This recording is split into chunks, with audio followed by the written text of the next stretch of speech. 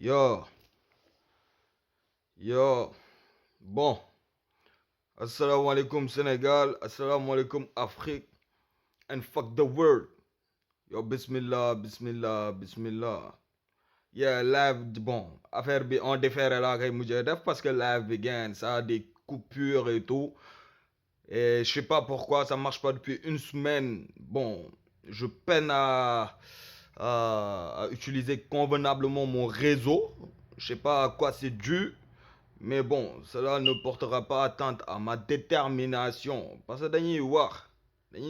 foog ñuy wax force. Yaa ngi dégg donc lu may commencé mooy nu may commencé woon sànq balaa xaat ma bëggee waat sama gars yi ñoom Ebanks Brahms Galsen dafa jot tu vois Galsen dafa jot ñoom Umu Kalsum ñoom Marie-Jeanne xam nga ñoom gars yi ñoom Lune ñoom Jules ñoom Pascal gars yi xam nga ñëpp gars yi may suivre yëpp maa leen di béggee patriote yëpp peu importe foo munti jóge ak foo munti bokk sauf APR yaa ngi dégg voilà donc comme nu ma leen koy waxee rek affaire yi amul seral amul bàyyi surtout instant yii nii ñu toll donc sans plus tarder on va parler de la polémique Sonko. Donc cette vidéo je l'ai intitulée Sonko xam nga l'heure est au rassemblement, tu vois, l'heure est au rassemblement. Je parle aux patriotes, je m'adresse aux patriotes. Yaa ngi dégg on part en guerre parce que lu tax nag ma toog jël temps boobu ba tey bon génnuma laay wax si polémique yeeg si loolu parce que dama doon xaar am toutes les cartes être en possession de toutes les cartes yaa ngi dégg nécessaires pour faire une analyse logique, une analyse concise par rapport à la situation, par rapport aux accusations, par rapport à la défense adoptée, à la stratégie adoptée et par rapport au Conseil constitutionnel, à leurs décisions, etc.,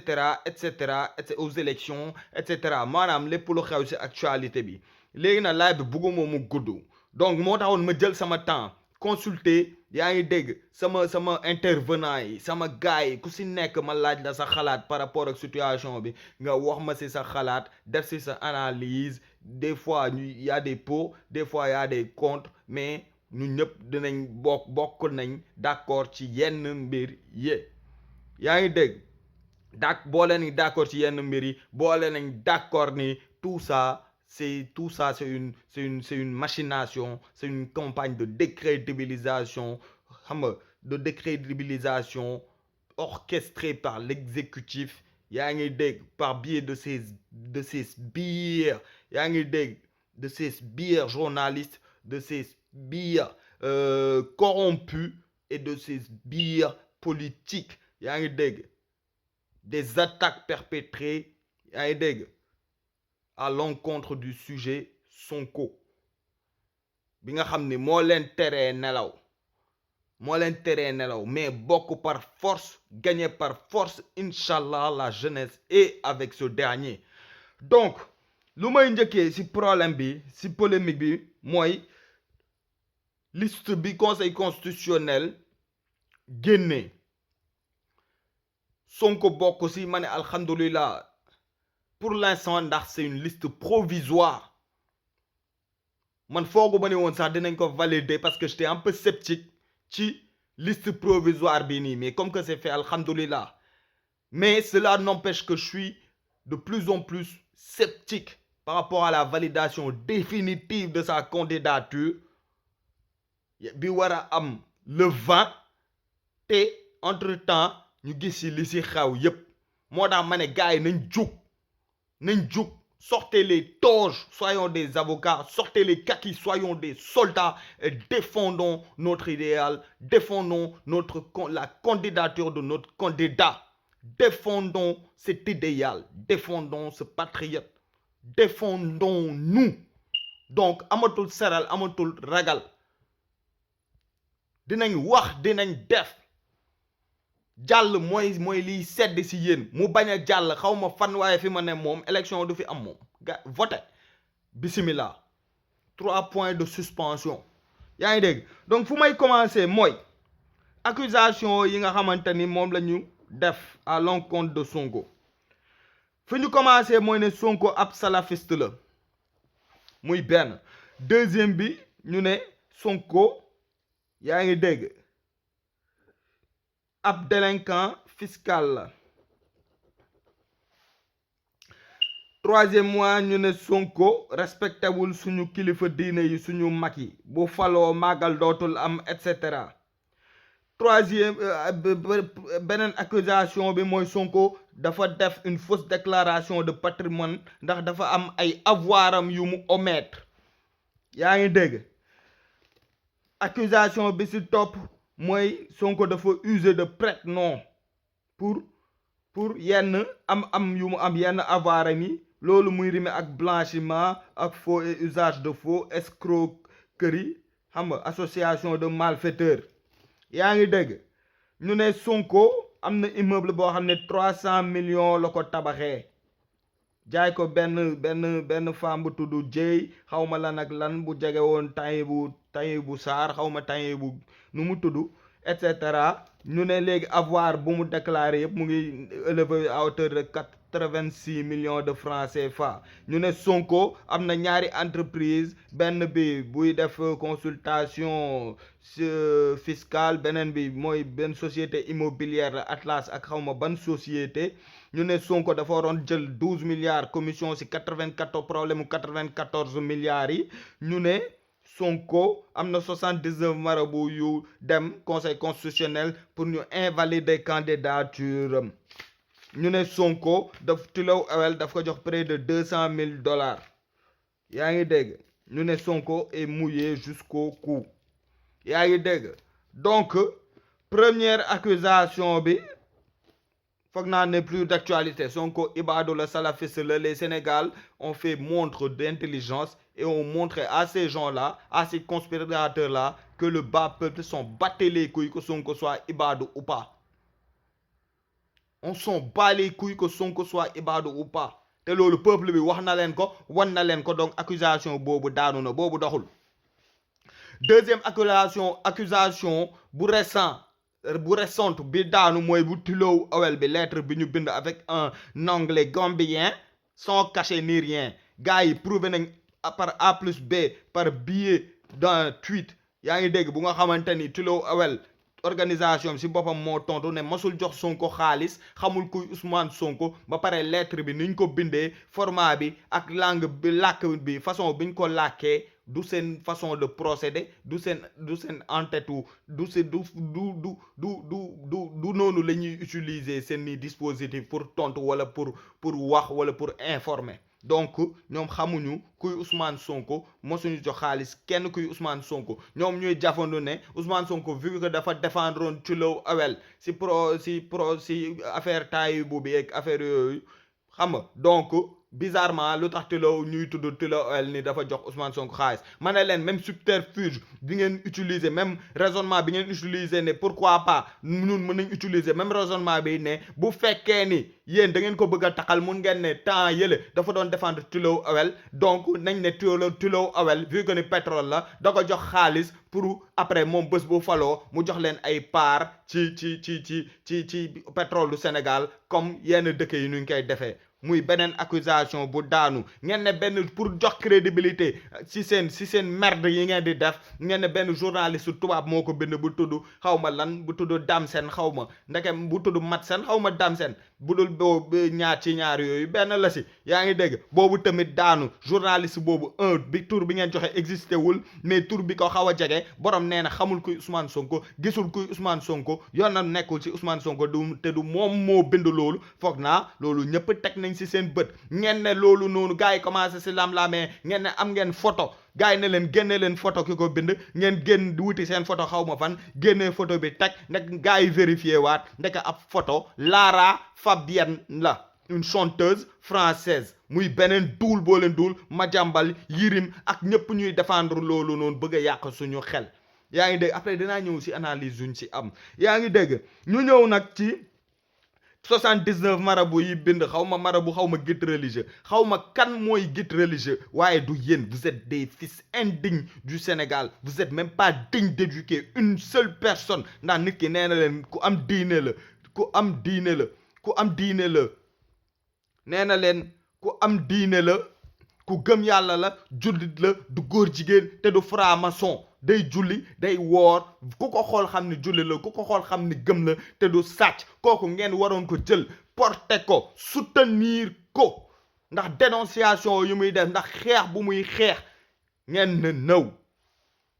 da ngeen di xeex parce que lan cere buur mu loxo buur moo leen di dundal yaa ngi de xaw ma ñan ngeen mais vous êtes des indignes vous êtes pas des guides religieux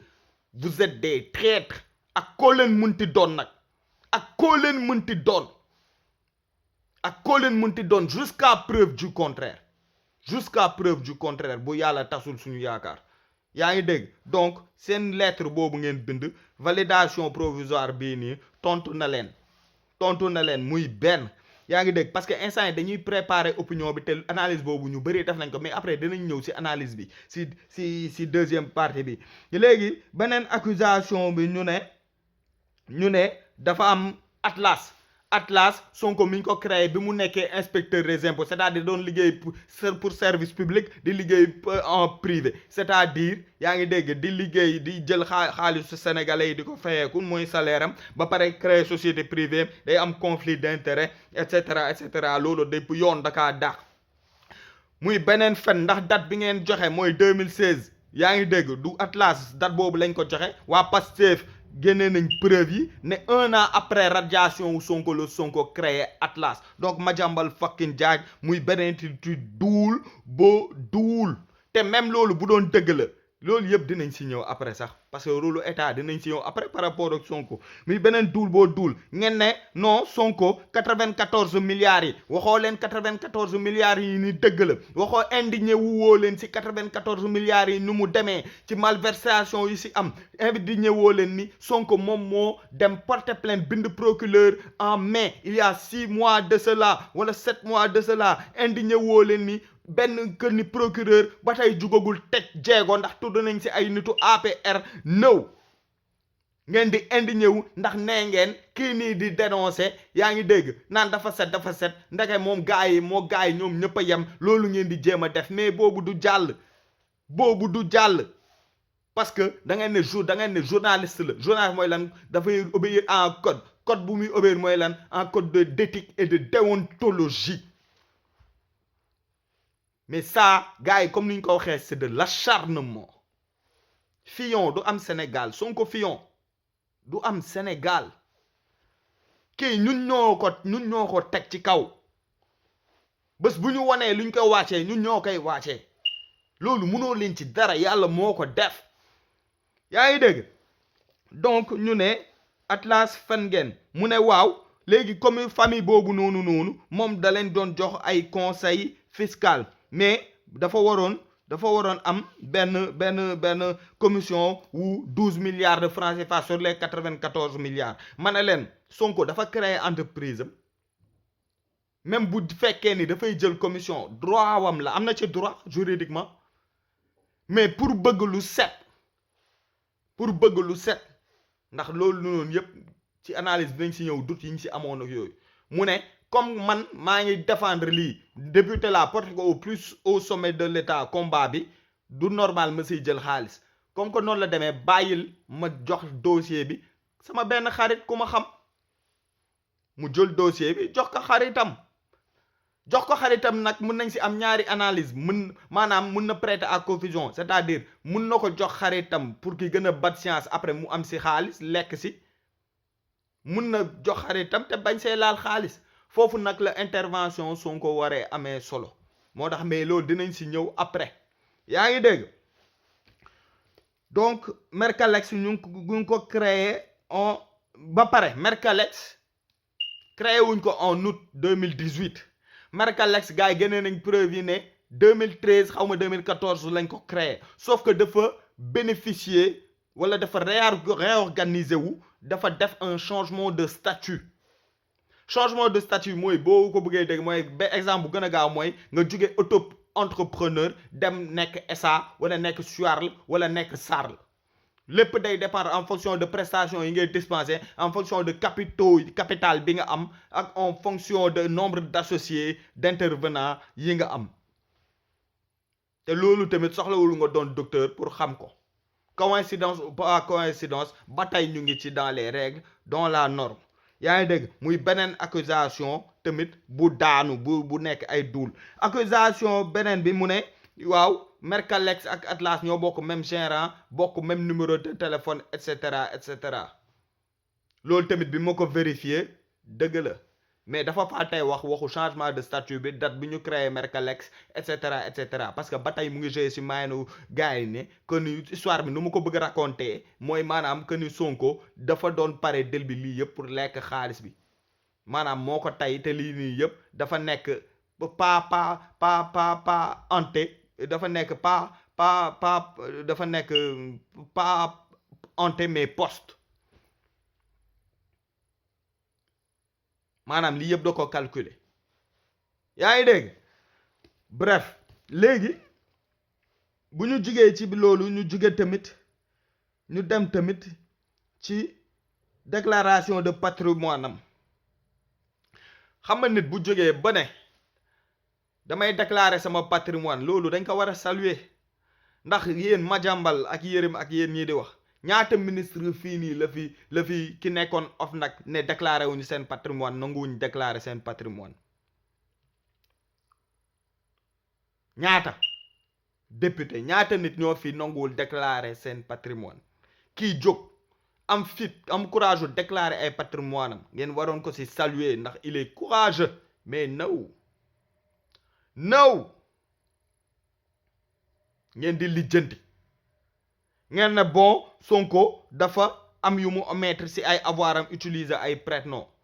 yi nga waxoon da ko utiliser ba tey man li ma lire ci say intervention ak say accusation gisuma fenn foo ne lii mooy prête-nom bi lii mooy avoir bi lii mooy prête-nom bi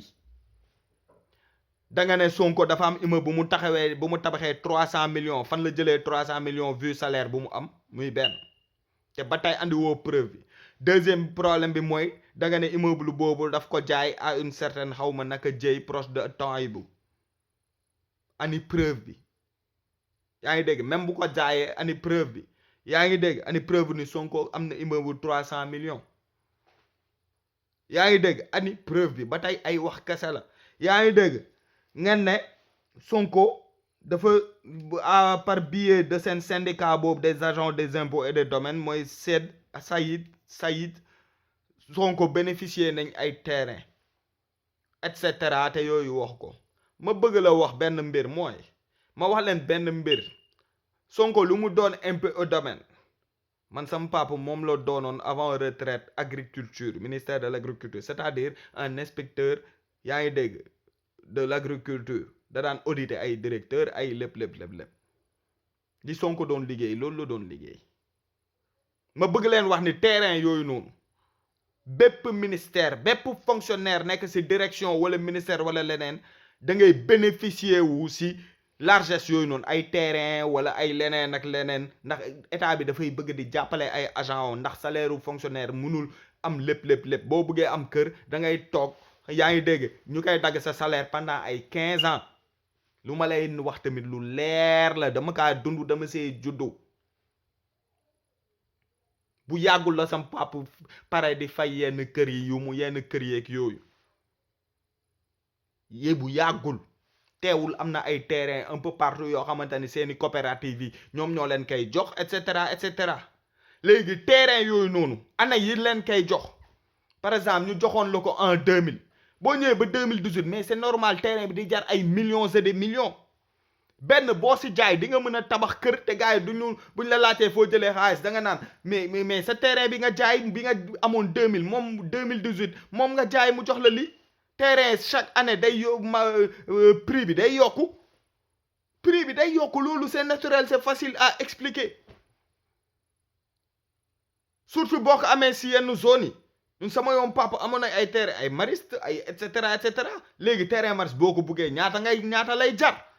te biñ leen koy jox mooy loolu noonu ñaata nit ñoo fi bénéficier terrain ay fan wax naa ko si sama live yi ba Atepa waxoon ko ay mètre carré 2500 xaw ma mètre carré 250 000 alors que mètre carré mu ngi jar 2,5 millions.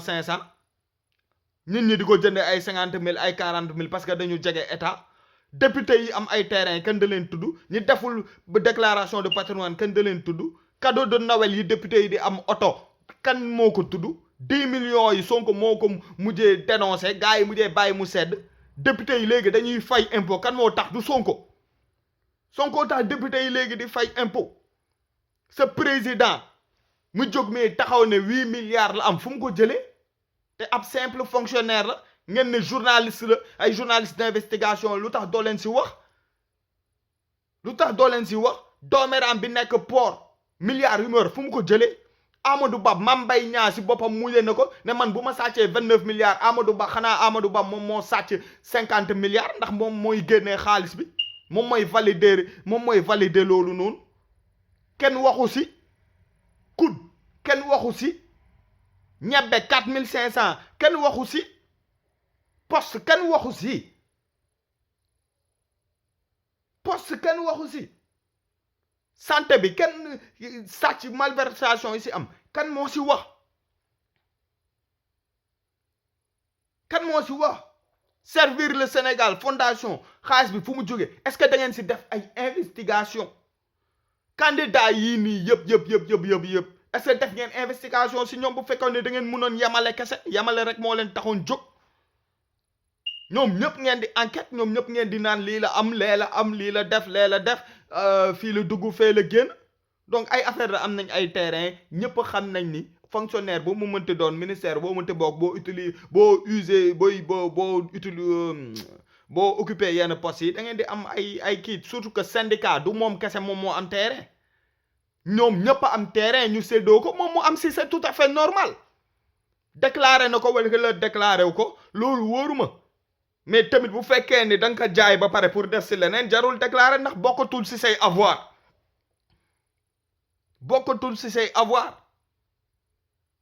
yaa ngi dégg donc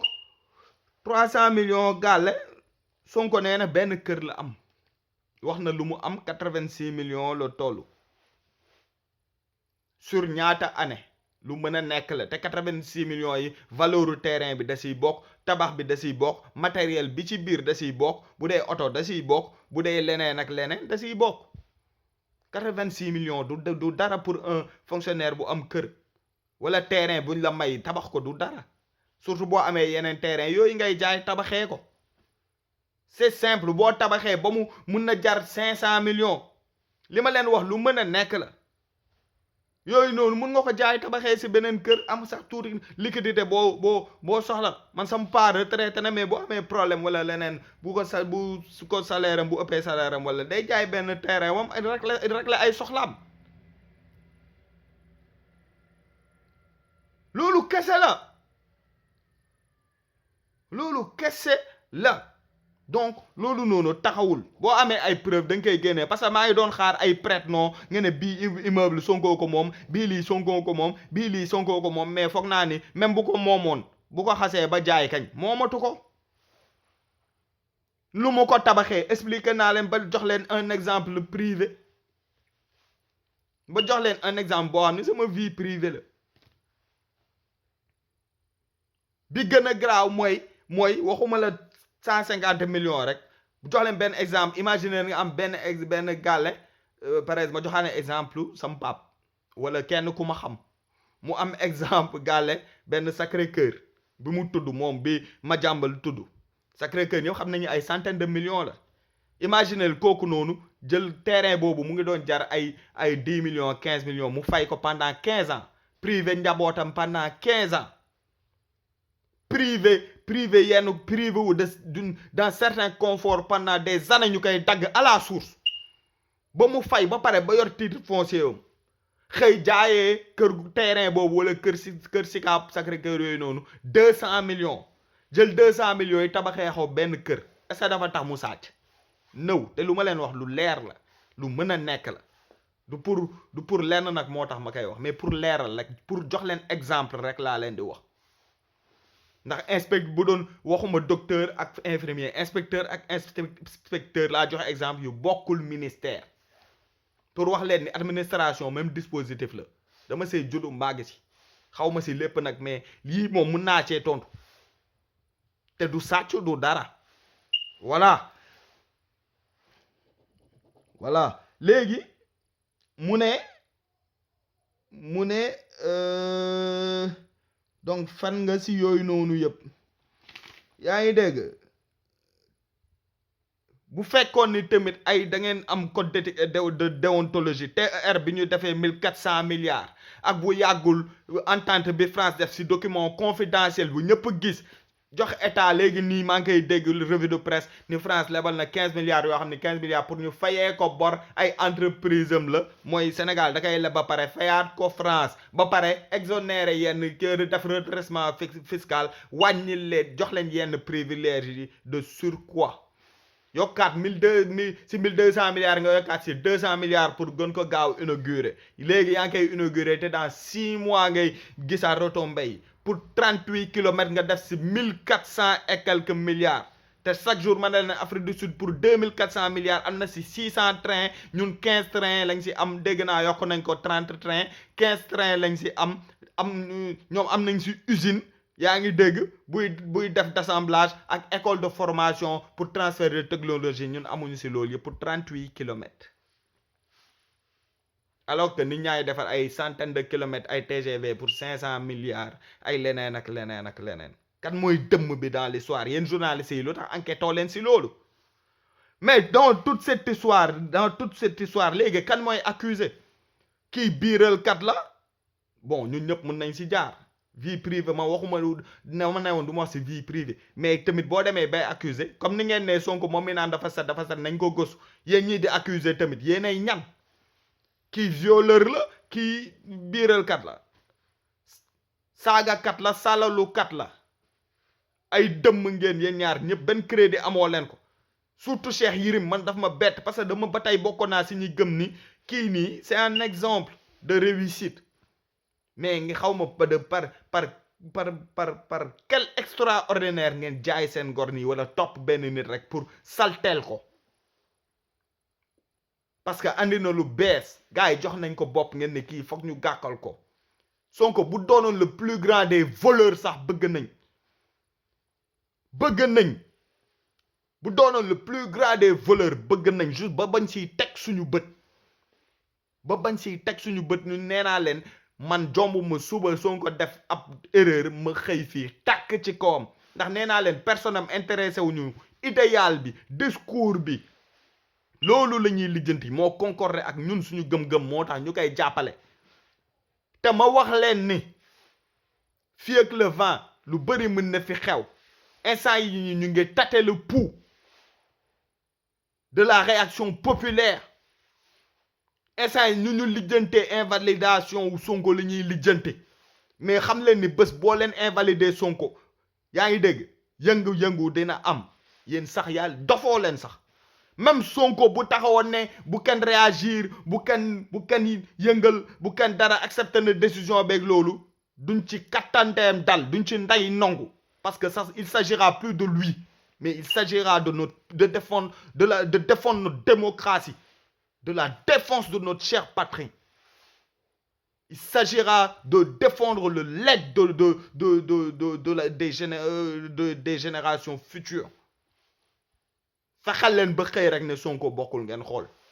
bu boobaa di nga xam bi si ay saaga ngeen di toog naan Sonko yi dañu mën a saaga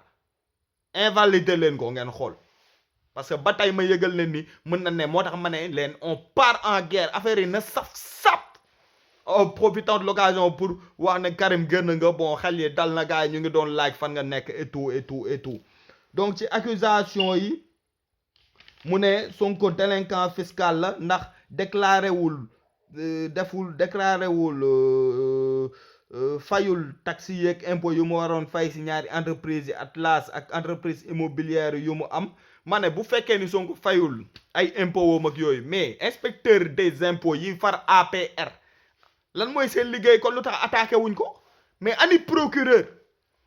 ñu tudd 94 milliards ñu accuser nit ki ñu accuser moom an lu tax porté wul plainte état bi war a génne xaalis te xaalis bi génnagul mu war ko génne lu tax procureur autosaisirul Sonko nu mu leen di sonalee di leen saaga boobu ba tey di leen xas boobu ba tey ngeen di wër gisoo leen dara te ngeen ni Sonko bu doonoon un délinquant fiscal yaa ngi dégg surtout que mu ngi accuser pointé du doigt ministre des finances directeur des impôts et des domaines ñaar ñooñu ñëpp doo ma ne amul ñaar ñetti inspecteur yu leen bëgg wala yu leen faral ñooñu noonu bu doon Sonko def na naka sudul noonu wala si 15 ans de carrière mës na def naka sudul noonu ñooñu xanaa du ñu génn ni waa ji li muy woote nekkul ci moom preuve yaa ngi ni Sonko di leen xaw a rey boobu ba tey amoo leen loo leen ko tëjee wala loo leen ko taxal lu dul ay affaire de salafiste ay affaire de corruption wala leneen bu doon li ngeen di wax ay preuve la état ak ay renseignements généraux état ak ay kooram comme ay IGE état ak ay enquêteurs am CREI état ak OFNAC état ak juriste état ak coy yëpp état ak inspecteur fiscaux yëpp mais xanaa ñun suñu état baaxul wala amul dispositif ñooñu ñëpp bu ñu songee Sonko bi leen sonal comme ni ñu songee Khalifa Sall ni ñu songee Karim Wade ni ñu songee yeneen candidat yeeg yooyu noonu kon kañ xanaa boobu ba tey kon Sonko daanu na bu yàgg bu fekkoon li ngeen di wax dëgg la du ay journaliste de pacotille yi ñooy ñëw nday fii ay corrompu ñooy ñëw fii bëgg jouer si maanu sénégalais mais naw foofu nag laay defee transition ci analyse yu ñu am maag sama gaay donc pour tënk lan la mooy Sonko bu dee délinquant fiscal bëgg nañ bu dee salafiste bëgg nañ bu dee faussaire bëgg nañ mooy suñu candidat bu dee fenkat bëgg nañ yaa ngi dégg lu mu mënti doon ci loo leen koy tuddee bëgg nañ mais du moso doon yéen doo leen moso doon moom warante xuxaan tekk tubéy nee na leen li ma gën a yàkkamti mooy procureur woo ma nañ dem procès ku wóoluwul boppam kañ du wax loolu gars yi nag pour wal leen ni seen affaire nag dafa am doole mooy man mii sax mii demoon naa ba da si am ay doute surtout bi ma ñëwee à chaud gis ñaari entreprise yi même gérant beeg même lii sans sorti gars yi passé pour andi ay éclaircissement sama gars yi dama leen ne bàyyi lii nii yéeme na de lii c'est chelou ñu ne ma bàyyi teeyal tilow awel bi wàcc et cetera ma commencé xonq ñu ne ma teeyal góor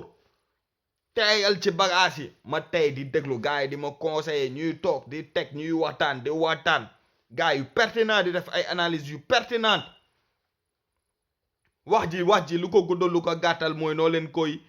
leen koy invalider ngeen di wut balaa may tëj nag ndax fa laay tëjee mooy Sonko maa lay ñaan ngir yàlla wala ko jege Sonko bu jotee vidéo bi wala leneen maa lay ñaan ngir yàlla ngeen ne Sonko mu def li ñu jóge parce que yuñ ma xelal la lu ma sama gaay xelal la ne na Sonko génn def sortie comme que instant yi def nañ validation provisoire teg Diallo bi mu bokkal entreprise bi nekk associé wam te mu moom Mercalex et cetera Diallo toog Sonko toog famille bi toog mu expliquer point par point 94 milliards yi nu mu demee famille bi lu si wàllam part de responsabilité am moom Sonko ban rôle la si joué Diallo mi moom Mercalex ban rôle la joué commission yi naka la waroon demee ndegam moom laal na si wala laalu si Diallo setal boppam setal ko famille bi setal seen bopp ñu setal seen bopp muy benn ñaareel bi def na déclaration de patrimoine mu toogaat expliquer ne liñ koy jiiñ ndegam am na wala amul wala bu amee naka la demee ba tax bokkul boolewu ko ci patrimoine am muy ñaar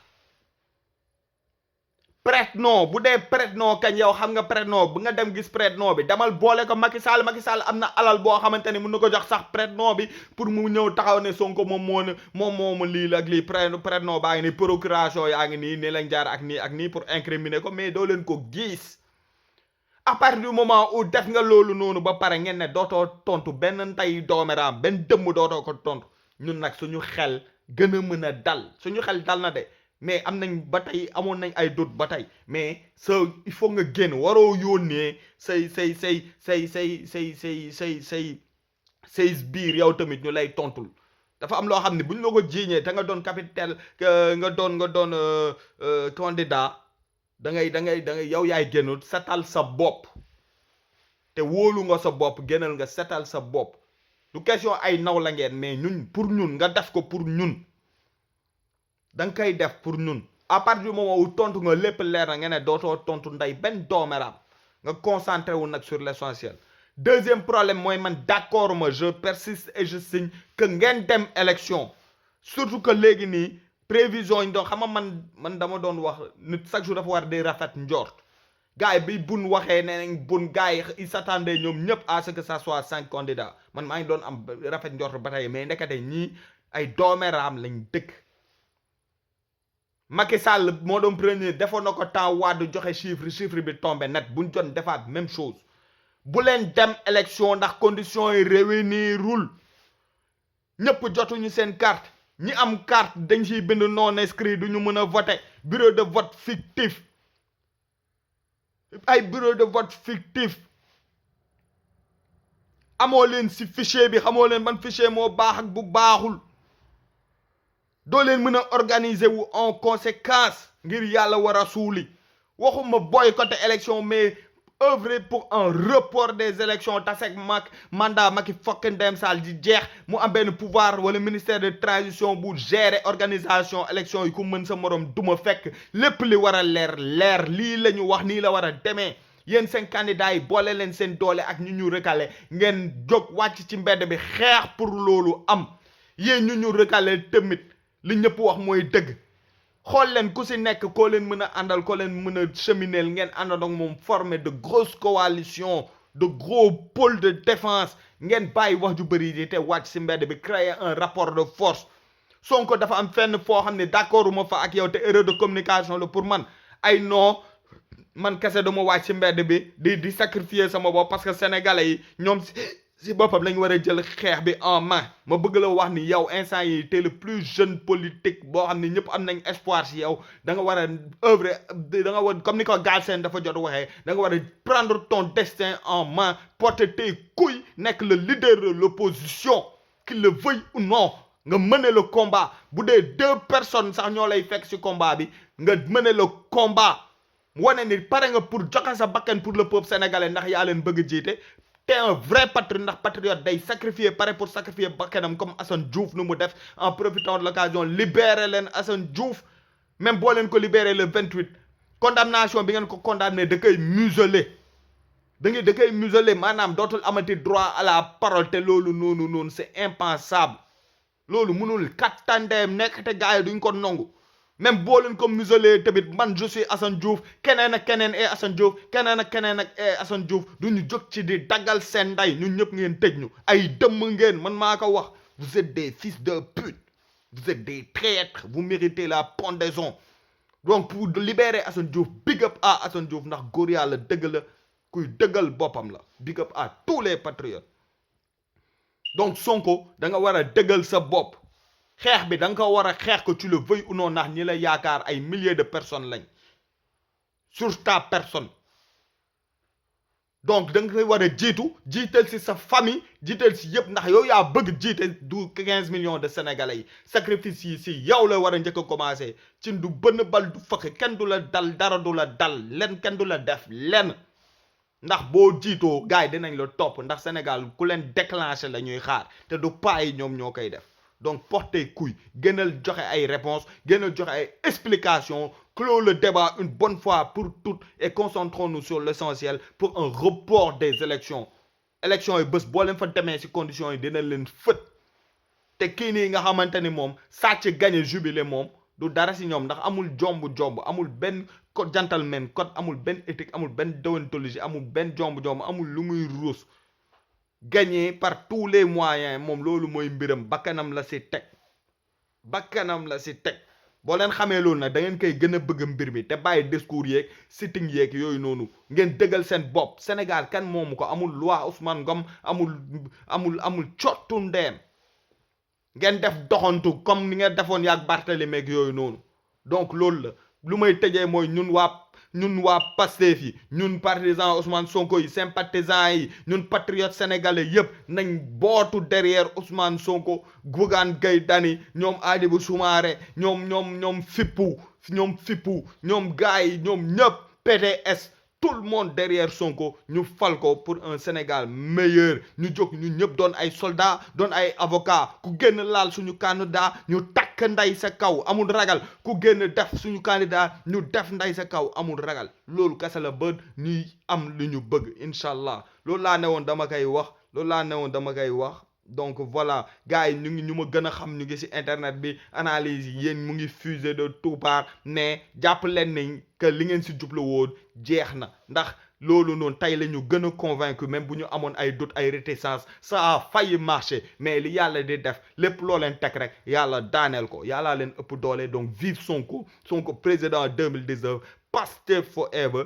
les patriotes forever Sénégal first di leen bëggee gars yi yëpp xam nga di leen bëggee loo